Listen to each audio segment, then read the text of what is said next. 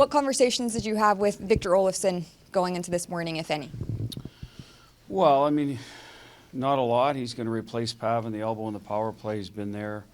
Other than that, play, right? He's played with Thomas Hurdle, so we'll start there. He's played left, he's played right. So there's not a lot to talk about. I had no problem with his game. We just decided to make a switch for a different type of player. Because you're going to have some injuries as you go along, so stay ready, and I think he's done a good job with that, and see that tonight. You mentioned we'll see how the matchups are when you're up here and don't have last changes. The top line is even heavier now. I guess, was there any hesitancy to go to that, and why do you feel so strongly? No, we kind of went, it worked out that way in the game a little bit, Jesse. Like a couple of shifts, Pav came off and Stoney, so he's played with Jack a lot. We wanted to see Stoney with Carly, so here you go. It took us a while, but it's just the way it worked out a little bit. Things fell into place that way. The team is going, you know, we've won a couple games, so sometimes it's like, let's just leave well enough alone. We can change in game. I think it was our intention probably Stoney and Jack would be back together at some point. You don't know if it'd be the same series, the next series, if you play well enough to advance. So that's where we're at. Is there any further update on Pavel beyond tonight? No, he won't play tonight, and it'll be day-to-day for him. Hopefully he recovers quick.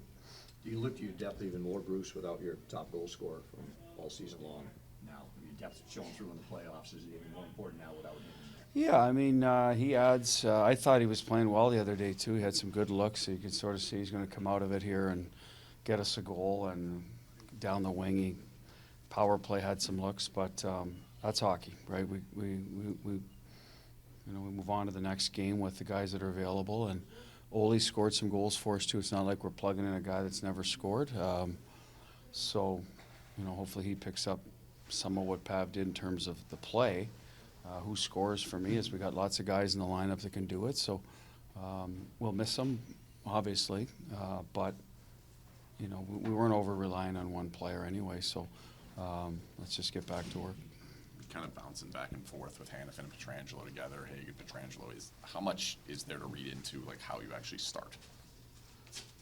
Some of it's just game dependent. Who's going? Like we've seen both those pairs play well together, and we've seen them play well apart. So it's just a gut feeling. We talk to Johnny, and sometimes if there's a certain matchup, physicality, Petro and Hager are both, you know, could be an advantage, and other times they're better with, you know, Hanny, who's a little more up the ice and attack oriented. So it's kind of just what we see from game to game, to be honest.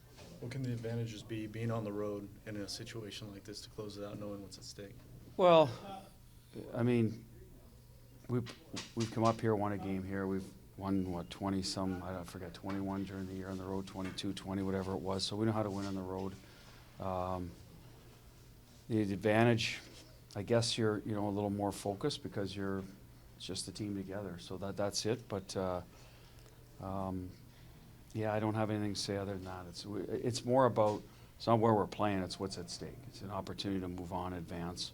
We saw two teams do it in the league last night and elevate their game, and that's our message, elevate your game so that we can, you know, check a box that we wanted to do when we started the series. And I know Minnesota, they'll bring their best, but our focus is more on us no matter where it was, and happens to be here. And as I said, sometimes that works out well too.